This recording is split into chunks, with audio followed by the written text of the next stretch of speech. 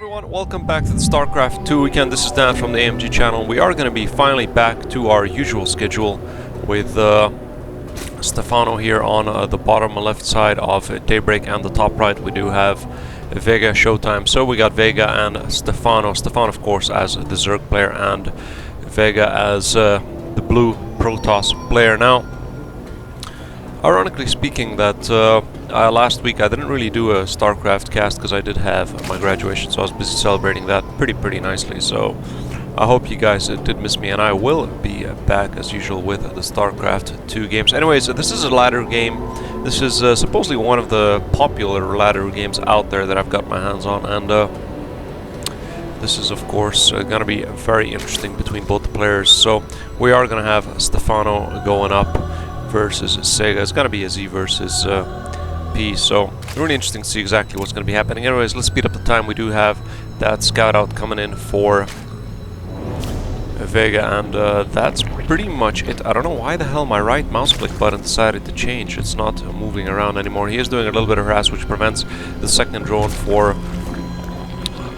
actually harvesting. And will that drone go up? Yeah, it's probably going to be going up for that second hatchery, and he's trying, of course, Vega is trying to prevent that from happening. So really nice early on harass. He did manage to slow down those drones from being able to harvest as many as possible, and he did finally manage to drop down the hatchery. So we do have that plopping down. We do have the forge fast expand, and he did see that second nexus as well coming up for Vega. So Vega knows that something is hopefully not going to be coming from Stephano for quite a while, since you did see that second hatchery on play. I don't know why the hell my right click isn't anymore the actual scroller for the screen. Why it's my mouse scroller. Very weird. He is obviously making that wall off here, so it's going to be pretty nice to see. Like a little bit tight though, which is good, but we do have that one entrance here. I don't know why he didn't put that gate there to prevent any Zergling rushes from entering the mineral line here. But anyways, time will tell exactly what he is planning to use that for. I am losing my voice a bit. I might have caught a cold or something. I don't know. Anyways, let's speed up the game. I don't like this right click thing. I don't know why the hell that happened. Right click is not really working. So let's speed up the game. Stephano did go for that third hatchery. He's going to be chasing down, of course, this probe with... he did scout that out actually, so he does know that he has those two bases. So Stephano knows that he has those three bases actually. He did scout out with that probe that third hatchery, so Stephano really going in directly for the third base early on in the game, while he's building up the cybernetics core, really making a little tighter again that wall off in the front for those Zerglings. So probably we should see, I do believe, a sentry coming on into play, but we do have that upgrade, a ground upgrade, level 1 immediately without any units at all. So he is really going up for building up the base and really getting his economy up and running as quickly as possible. Two drones coming in for Vega, while Stephano is really getting that queen, I do believe. Yeah, that is the queen moving into that third base. So that's pretty nice to see that Stephano finally got all his three hatcheries up and running with those queens. Nothing so far happening. We do have the warping of the warp gates for the actual gateways for Vega happening, the robotics bay as well. Of course, we do have very nice positioning on the Daybreak for the overlords, which really prevents Vega from being able to attack these overlords. There are a lot of key strategic points where you can put the overlords without the actual ground units being able to spot them or attack them, and of course Stephano did take the advantage there. The Stalker moving down should pretty much mop up the Zergling. That's at the end of the Zergling for Stephano, but at least he knows that he already is starting to produce some ground units. So that first Stalker is into play. We do have more gateways coming in. Do we have... was that a... no, that was a robotics bay. We're still off one gateway though, so that sentry in play as expected to put down a force field if need be. But so far that's it. The Stalker is going to be scouting out as always to see any ninja maybe expansions by Stephano, but Stephano really doesn't go for these ninja expansions. He does pretty much take the solid expansions by his base, so he doesn't lose those resources and of course keep it going. Anyways, usually the ninja expansions don't really come down by the Zerg players in general, as it is a little bit harder. Finally gateways coming in, so we finally should see a little bit of aggression or a little bit of build up by Vega coming into play. So two sentries in play, and I do believe both the bases are pretty much saturated now. No, it's still a few more drones could be put down there. 2 more actually, to be precise. Hold on, let's just take a look at that. Yeah, a few more could be placed down there, but he will be going at it. And finally, we do have a build-up happening. We do have 5 gateways, 6 gateways, so we do have 6 gateway build-up. So we are going to have a little bit of aggression. Maybe a little bit too late though. StarCraft is moving in with these Zerglings, the Observer coming into play. Question is, if he waits a little bit longer, StarCraft will probably not have the advantage now. If he moved in with those Zerglings, he could maybe take out the Forge though, but the cannon might be there, so he could maybe go for that cybernetic score, moving into the 3rd position Immortal. First Immortal as well into play, so we do have a small little Protoss ball forming up, and StarCraft finally merging in 2-1, and we do have a lot of Zerglings moving in, and he does know that that base is coming into play, so they are going to be attacking, and this is pretty much it for this. Nexus will probably drop, I do believe. I don't know why he doesn't cancel it. A very nice round, forcefully placing down, preventing those Zerglings from surrounding and forcing StarCraft to retreat. So as long as he manages to get this up and running, he should be hopefully fine. Another push coming down by StarCraft. More force fields being placed across the Nexus. Nexus got cancelled. Very nice play by Vega. This prevents the loss of those resources, and he does need more Stalkers into play as more Zerglings are being streamed across the map, including Roaches. So a little bit too late though with his actual build-up of his warp gateway. So this is the question now. Will he be able to hold off this push here? And he is finally warping in more Stalkers, so we should have more Stalkers. Another Immortal coming in as well. So hopefully this will be a success. Another push is coming in. He cancelled that Nexus. More force fields being placed on to prevent the surround of these Zerglings. More force fields again from the back to keep those units pretty much alive. This sentry is going to drop, which is going to prevent. Finally, the cannon is up and running, so he should be able to mop up the rest. And with that 2nd Immortal in play, that gives him a good firm grip on this actual 3rd base. Hopefully, he is finally trying to place down that Nexus again for the 3rd time, as the first time he cancelled it. First time he did cancel it right before it dropped, and 2nd time he cancelled it right on the drop. So the question is, will he change his tactics, StarCraft? Will he decide to go for the actual 2nd base, or will he keep going in for the 3rd? That is the question. So far, that 3rd Nexus is probably going to make it this time though. Very nice counter-attack by Vega. Very nice play by Vega to manage to wave off and push off StarCraft's first push. So StarCraft's asking sorry, go. Vega saying go. So I'm not exactly sure what he meant by that, if he's actually asking permission to attack or exactly what was up with that. Maybe there was some misunderstanding between the players, but anyway, it's really interesting to see finally more Stalkers into play, so that should pretty much help that from happening. And we do have Zealot warping in just in time to prevent that rush from those Zerglings. Now, anyways, Robotics Bay, we do have another Robotics Bay coming online, and we do have a Robotics Facility and the Robotics Bay as well. So we should see that Colossus coming into play. That should pretty much burn up these Zerglings very, very effectively. And a lot of upgrades coming in for StarCraft, including that Spire. So we will see maybe some Mutalisks or Broodlings morphing in, really depending on how he decides to play with that. A couple of Spine Crawlers as well, I do believe, being placed on the frontal line, as he is trying to defend his 4th position. So far pretty effective here. Now the question is, this should pretty much drop though. So far the Protoss ball does seem to have the advantage over the Zerg compilation here substantially. We only have 3 Roaches and a lot of Zerglings. Yes, these Zerglings, there are plenty. They do have the 1-1 upgrades, while Vega is still on the 2 upgrades though, but the 2 upgrades pretty much with those sentries will give him a winning hand here. So the Observer, of course, doesn't know that that is there. So will he actually push out? This is the question. He needs to strategically push out. He can't pretty much mop this up. We do have the Thermal Land, so he's waiting for that Colossus to come into play. That'll fry up those Zerglings really at ease. So we do have two Colossus finally. So that double engineering bay was double robotics bay, sorry, was very effective. Finally, this infestors are in play, so a couple of Pungals will be getting thrown down as well. So this is pretty much it for StarCraft's build. He is going for Zergling, Infestor, and a couple of Corruptors as well. I don't know why he's moving into Corruptors though so early on in the game. It's probably to counterattack those Colossus, as he is perceiving that they are coming into play. So really, StarCraft a little bit ahead on his game here. He knows that they are probably going to be coming out, and of course the 4th base expansion has been prevented by the Overlords spreading down the creep, so he is moving down to the 4th base.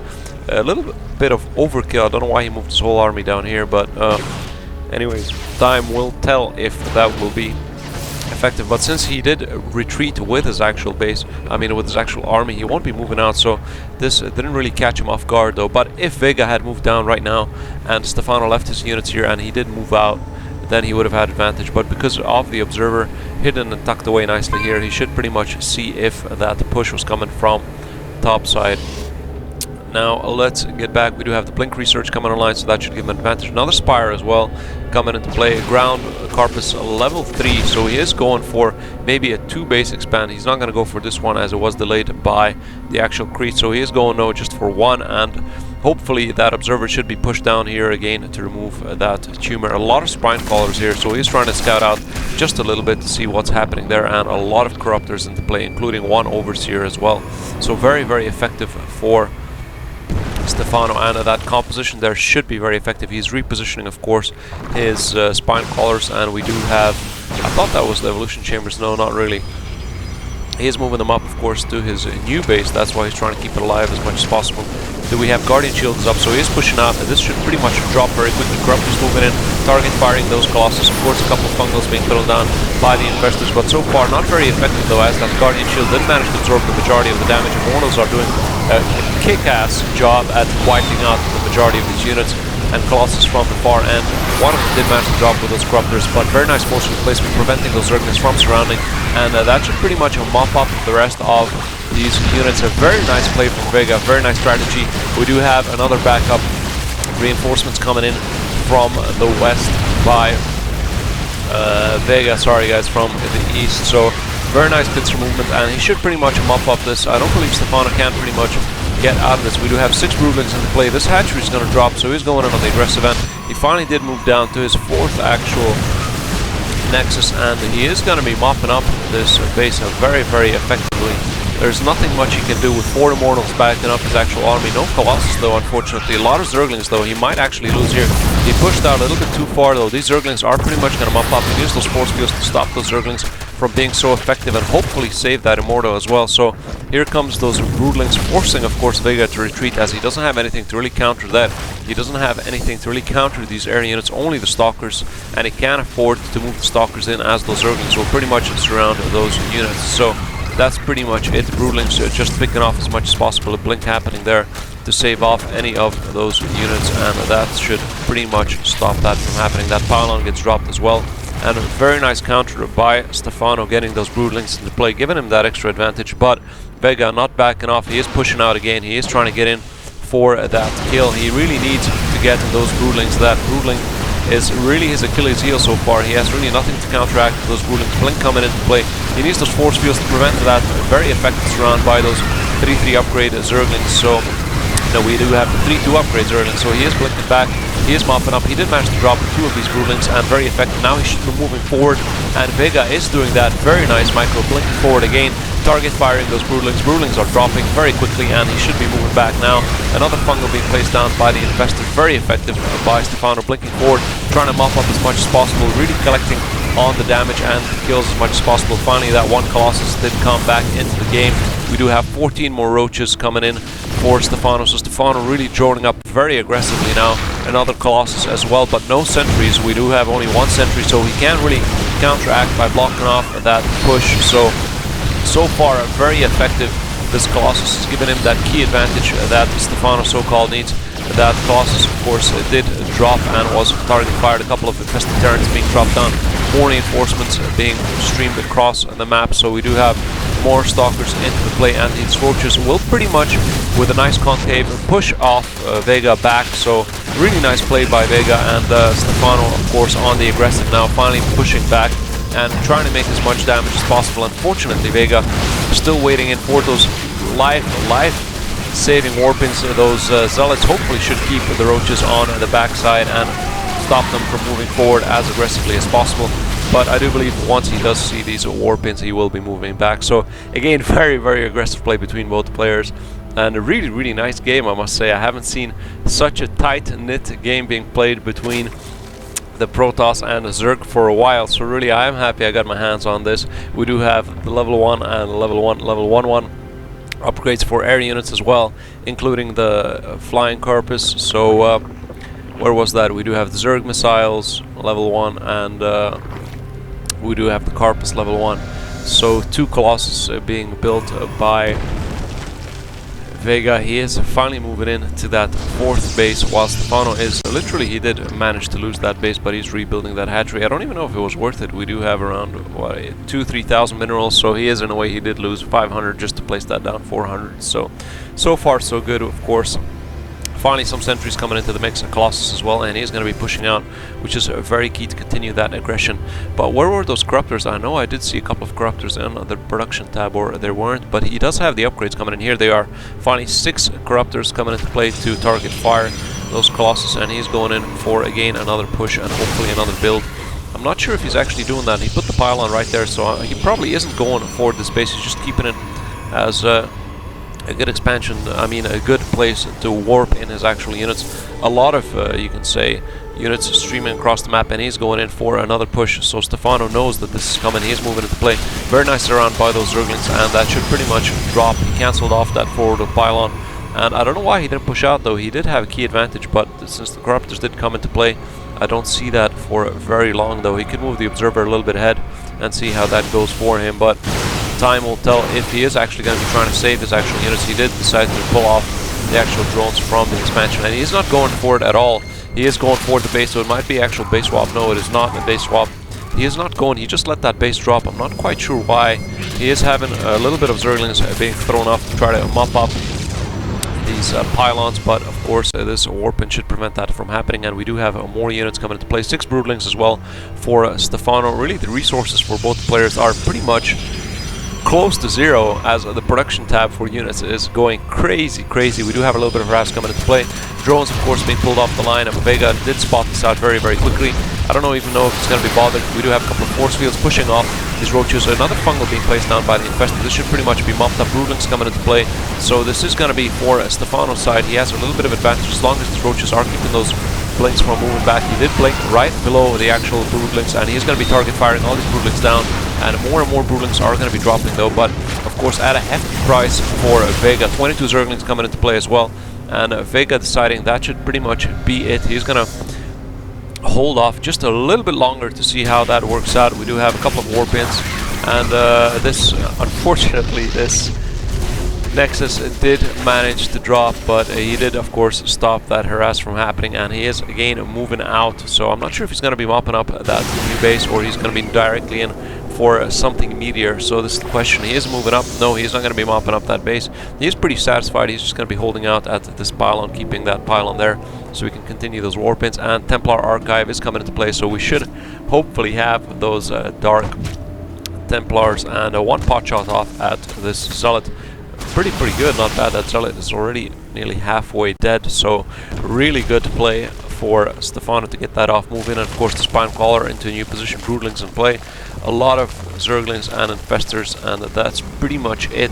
More warpins for Vega, and does he have the max upgrades yet? No, he doesn't. He does. Here come the Dark Templars morphing into Archons, so this is really nice to see. So finally some Archons to counteract that ground unit and make some splash damage as well, and hopefully mop up the ground units, which are really preventing his Blink Stalkers from moving forward and target firing those Broodlings. So finally here comes that push. He is splitting it up. He is sending off a little bit of a small little team fungal being placed down. Not very effective. This should pretty much be dropped now very quickly though. So not very effective in terms of what StarCraft did here, and I don't see this for StarCraft's side. A lot of Infestors throwing down a couple of infested turns, but with the Guardian Shield and those Colossus in the back, that should hopefully help from dropping a lot of Infestors though, but that's pretty much it. He is regrouping again. We do have a few more warpins coming into play, and they should pretty much mop up the rest, and he is still holding out as he did lose the majority of the forward positioning, and he did manage to target fire one of those Broodlings from morphing in. So very good play on Vega. Another fungal being placed on. Not very effective though. Once you do have that Guardian Shield up, those fungals aren't very as effective against the Protoss units. So that's pretty much it. Is he going to be sending out another sort of side attack to one of his bases? No, not really. But StarCraft is back on 3 bases actually. So Vega was successful at pulling back StarCraft back to 3 bases. He did leave a couple of Zerglings here, but that's pretty much it. This base is most probably going to drop unless he decides to save it, but he is moving in. So this base hopefully will survive, And these Zerglings are going to be causing a little bit of havoc. Of course, more Warpins coming in, as he does know that that's going to be happening. They're going to be pincered in, and all these Zerglings are pretty much going to drop. Really a nice try by Stephano, not very effective though. We do have 2 Zerglings left, and he is going to be rebuilding his 4th base and hopefully pushing out this time. We do have more Broodlings in play.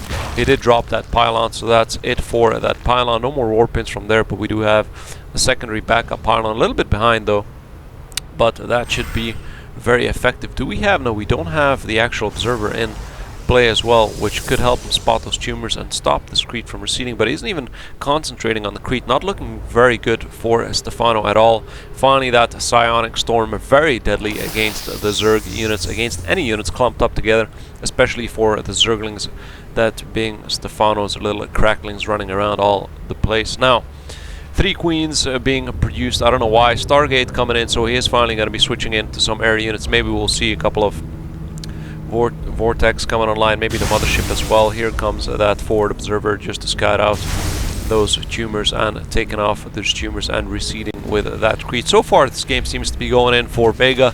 Stephano though giving it his all. He is really trying to outplay or outmaneuver Vega, but unfortunately not as good in micro as Vega is. Another fungal being placed down. Not bad at all. He did drop 2 stalkers. A little bit of mismanagement by Vega, but still a good play for him though. Again, another fungal being placed down. More fungals though. He is really looking to stay with that Broodling fungal build here. A lot of infested turrets being dropped down. We do have a Psionic Storm, really rarely used in such a case to use the Psionic Storm against the Broodlings, but he is going to be retreating of course to his Nexus. These infested turrets should pretty much drop and causing him just a little bit of less harass happening there. Of course he's not going to allow this Nexus from dropping down. He blinked right under. He is going to be target firing these Broodlings as much as possible. A lot of infested turrets being thrown down. And this Colossus, these 2 Colossus should hopefully help out this battle pretty effectively though, but he really needs to get rid of that Corruptor, which is targeting firing his units. And finally Stephano is on the aggressive end, and he's even pulling his Queen off the line. He's pulling his Queens off the line. He's going all out here. I do believe he's going all out. I'm not sure. Yeah, he is. He is going all out. He's thrown down on a couple of tumors here as well to continue with the Crete, but he is probably going all out. I'm not sure. I did believe that he was going to go for that push, but he didn't. He's just using these Queens to continue that Crete spread, but he didn't take him into the play actually, so that was pretty interesting to see that he didn't use him. He didn't want to go completely out. I did think he was going to pull the Queens off the line and move out with the Queens as well, and to push out as much as possible. He's going for the lower base, but Vega doesn't see that as happening, so he's going to be a little bit behind though. But did he spot that out? I think he might have spotted that out. No, not yet. Is he going to be morphing in those High Templars into Archons again? He should be. So yeah, he did spot that right now. A little bit too late though. Stephano seems to have a good advantage here. A lot of infested Terrans coming into play. He's going to be retreating. This Nexus is going to drop Stephano, of course, circumventing, going all the way around again. He's pretty satisfied with being able to drop that. Of course, Vega doesn't have enough to counteract this push by Stephano. Stephano having a massive buildup of units though. This Zerg ball by Stephano is, look at the supply, it's 153 to 75, so very effective buildup. And VegaShoWTimE calls it well played, and he calls it a GG. That's pretty much it.